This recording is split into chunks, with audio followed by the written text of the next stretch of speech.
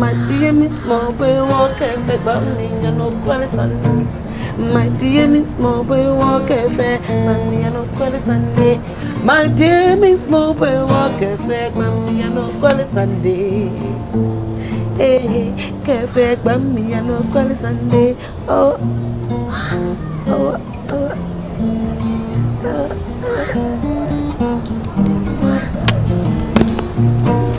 We don't say now what the year. The bells are. We didn't say son or day. The bells are. Yes, sure.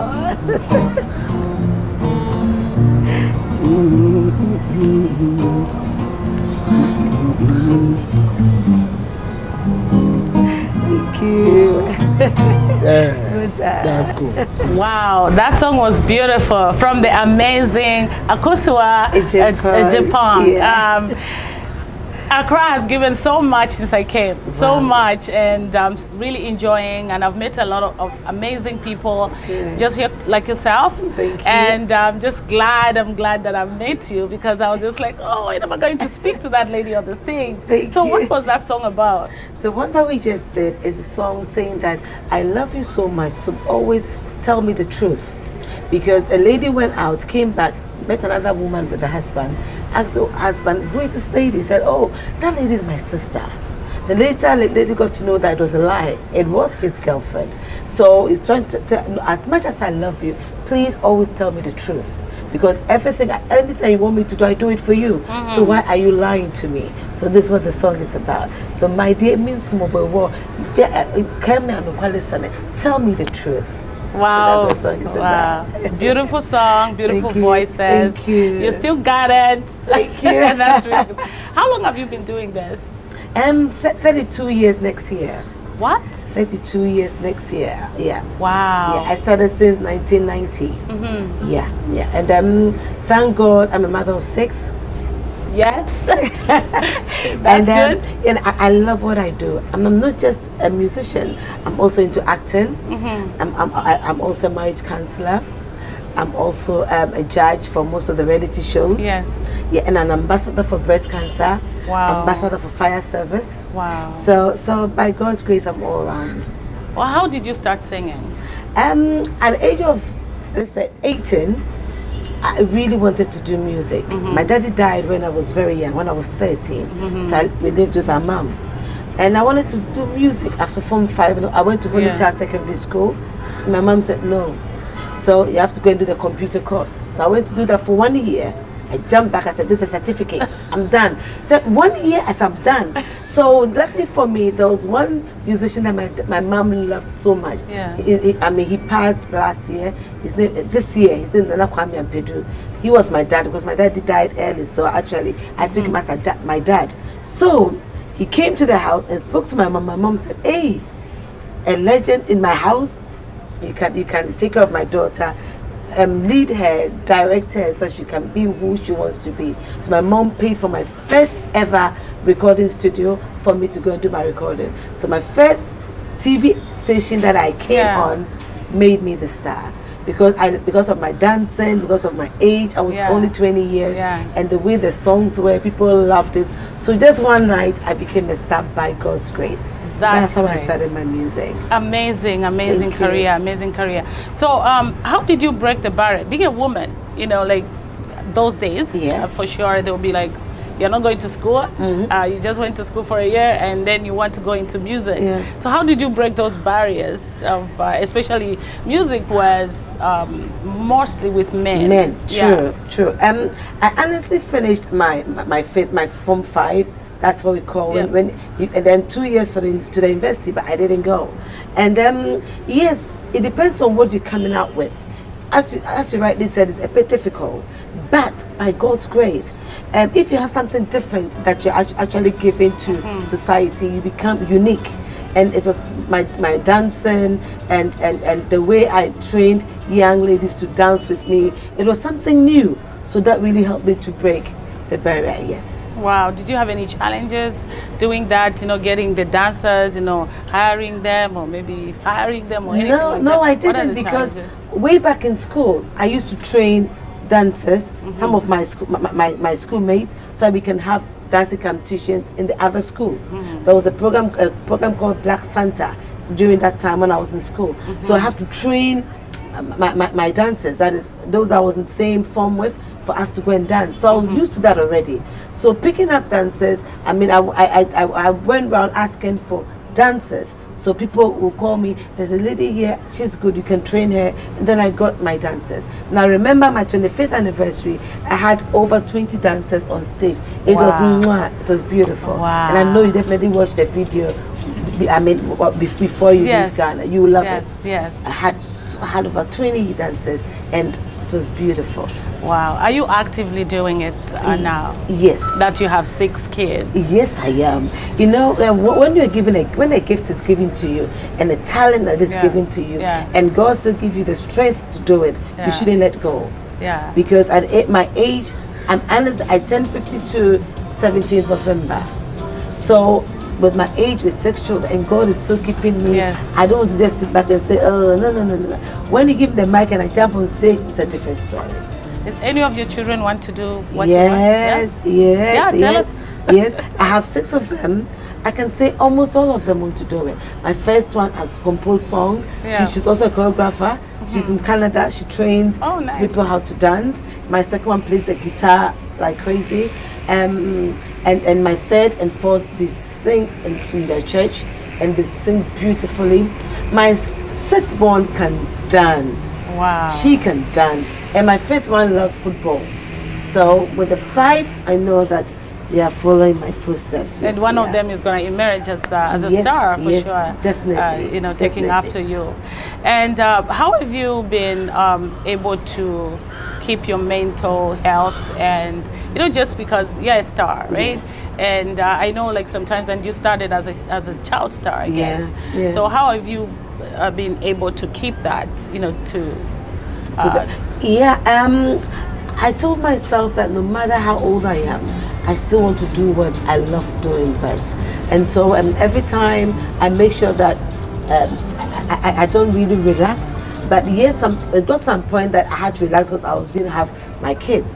But after the 6 kids, I said, hey, Mommy is done with you guys. I have you 6, so I just have to start something. And I thank God, people still love my performances, so they call me here and there to still perform, and that is keeping me. Because when I remember there was a concert, and they wanted 4 ladies to sing. A lady that passed, she was one of the musicians, and they selected 4 of her songs. There's one that was very danceable.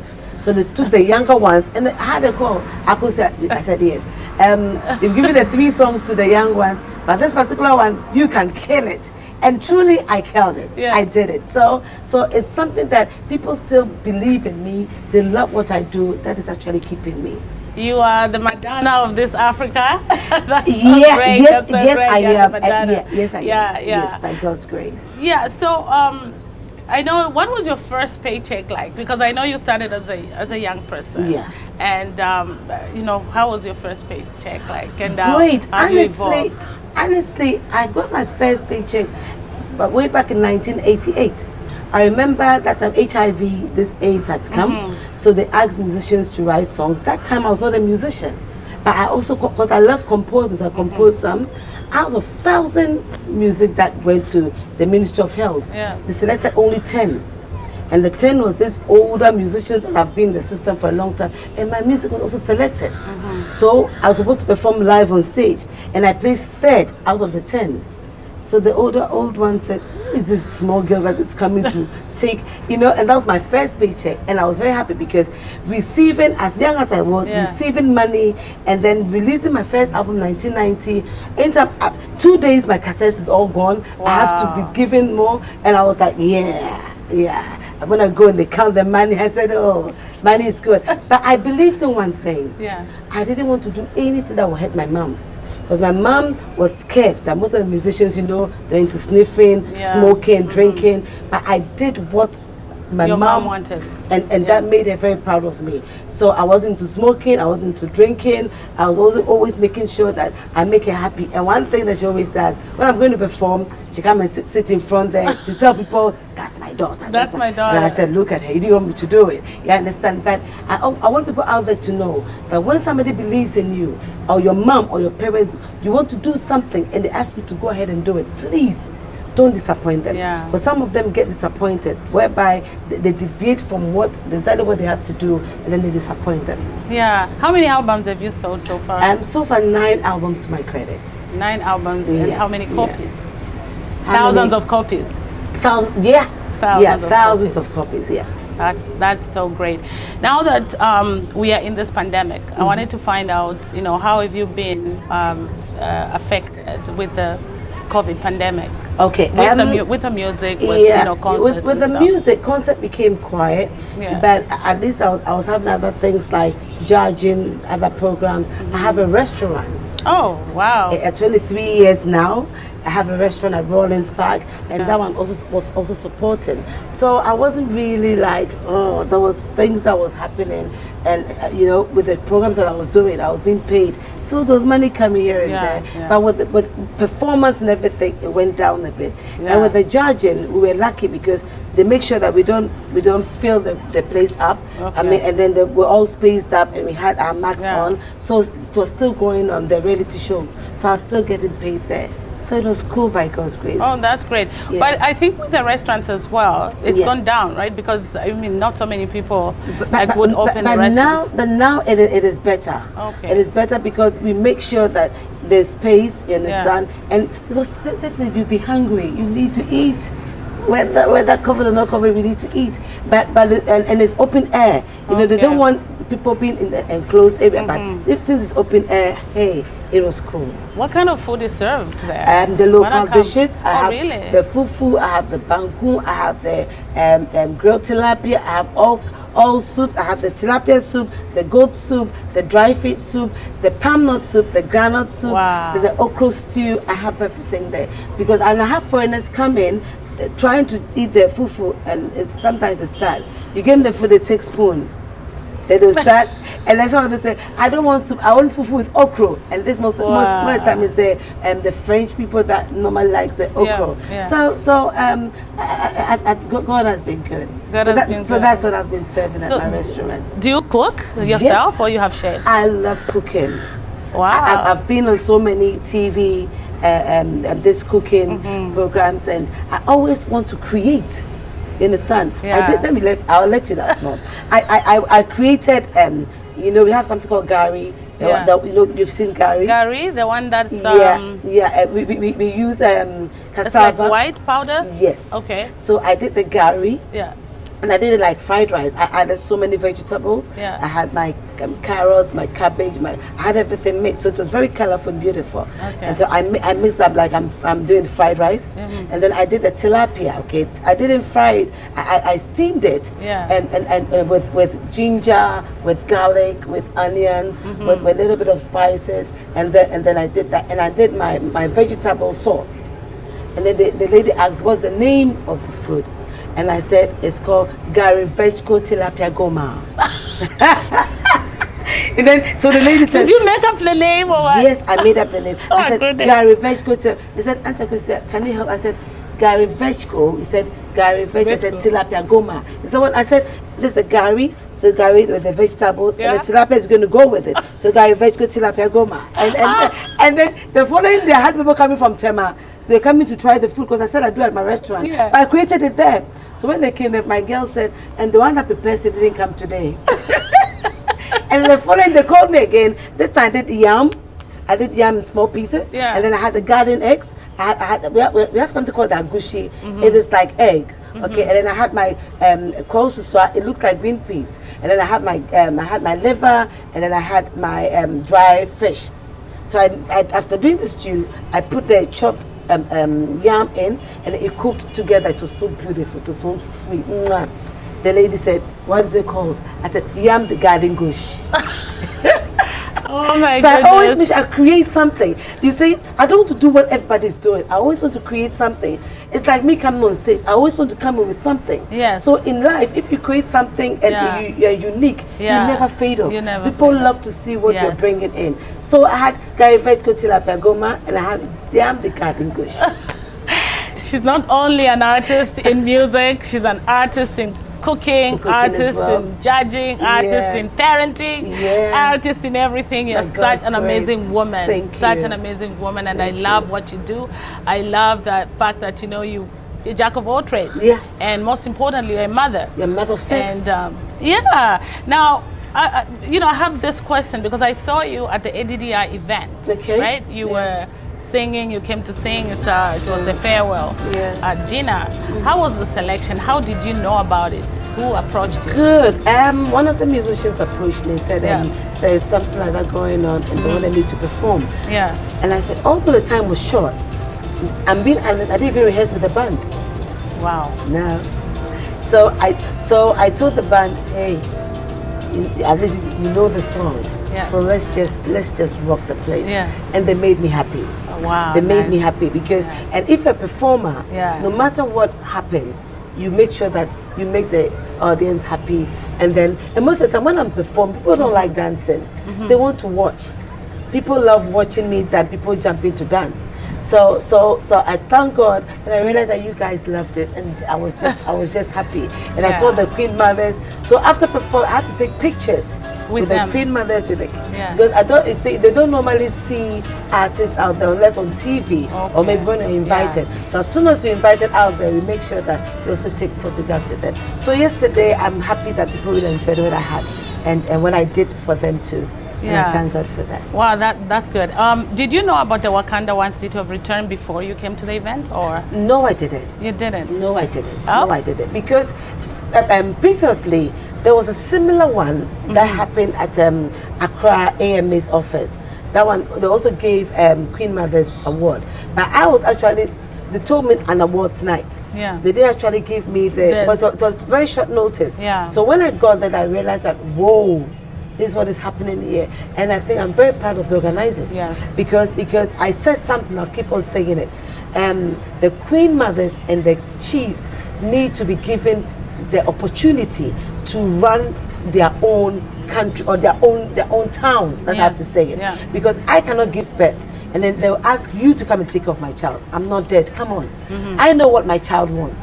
So I think that what you've done, you've really helped the others to make sure that, hey, the awards is being given to those that are doing well. Yeah. So let me rather help to promote my town, do something unique so that people will see what I'm doing. Yeah. And I think that government should also look at it. And then they should actually give monies to the chiefs and the Queen Mothers for them to run their own town. Yeah. For they know, and they will do their roads. They can give them, how much do you want? I want so much. Yes. I'm giving you 3 years. Make sure that by 3 years, what you say you're doing, you're going to do it. Yeah. So that when they come and I've built a house to a point and I need help, that's when somebody can support. But when you ask somebody else to come and do what the queens or the chiefs want, they're not being fair. Because the person might not do exactly what the people want. They know their people and they know what they need. Yes. So I think what you did yesterday is going to ginger the people up to work. Because they'll realize that what they're doing, if people are not seeing, there are some people out there who are seeing what they're doing and they'll be awarded for that. Yeah, and also the support for the Wakanda Award City of Return, where, because yesterday was a wrap-up for the event, the diasporans, we came here to launch the Wakanda Award City of Return, where we are calling all the children of Africa in the diaspora to come home and also invest if they have to invest and all that. So we've been given land in Asebu Kingdom area, and that's where we are doing that. And yes, last night was a wrap-up to even say thank you to those chiefs, thank you to those kings and the Queen Mothers and everyone, and also give them that those awards that you're talking about, and it's really important. And now my last question, I don't know if it's the last one, but I'm just saying, what do you think about, what comes into your mind? Because we've come here. This is my first time to be in Ghana. Wow. And how do you find Ghana? It's wonderful. Thank you. It's hot, but it's wonderful. It's hot, yeah. Yes. And you came in the hot season because we were running away from the rains. Yeah. But the rains was actually messing some of the programs up. So we were praying that the rain should stop. But we weren't praying for the hot, the place to be hot. No. Oh wow. You know human beings, this is how we are. Yes. When it rains, we don't want it to rain. When it's hot, we're complaining. So what should God do to us now? I don't know. I'm running away from the snow actually. And you come and you're complaining that it's hot. Exactly. So we came here and we've visited a lot of places, especially the historical castle, which is the dungeon, where the slaves were, kept before they were. That's Cape Coast Castle. Yeah, Cape Coast Castle. Okay. And then we also visited the last bath, the river. Okay. It was very somber for all of us. A lot of us, it was emotional, and just the thought of, we were clamped in one place like that because it was kind of like just to show us how these people suffered and they were brutalized. As an artist, what's the message to those people that wonder if Africa still want them, like the children of African descendants? What are your thoughts, and what's your message? My message right now is I'm happy that some of them have already even calmed down and they've even met their families, and I think it's about time that we come together because we have everything in Africa. Africans, we're rich. Yes. I don't know why we still go out there and then be asking for loans and other things from the other world. I wouldn't like to mention names. Let me tell you something, especially Ghana here. We have gold, we have diamond, we have manganese, we have timber, we have beautiful lands, we have oil, we have cocoa, we have rubber, the tree that gives us the rubber. Now the question is, Africa, we have everything.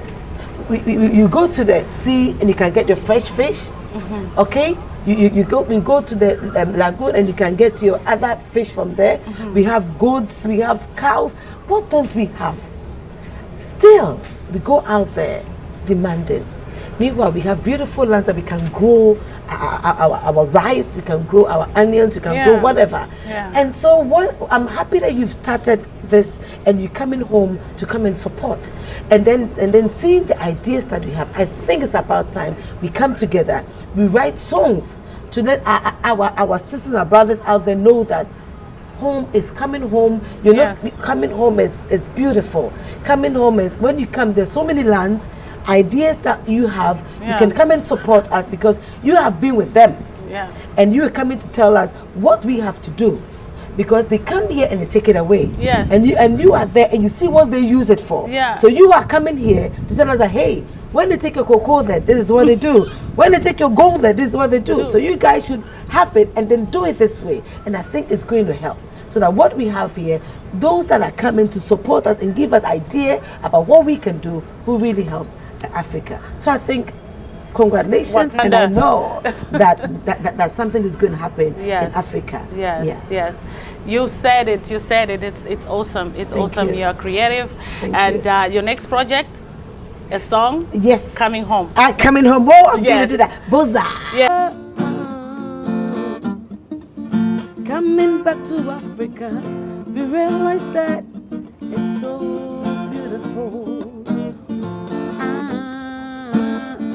Wakanda, we're coming back home. Hey, let's go again. Wakanda, we're coming back home. It's been years, we're coming back home. Wakanda, we're coming back home. Wakanda. We're coming back home after so many years. We're coming back, Wakanda. We're coming back, Wakanda. Yeah, we're coming back home. Yeah, we're coming back home. Wow.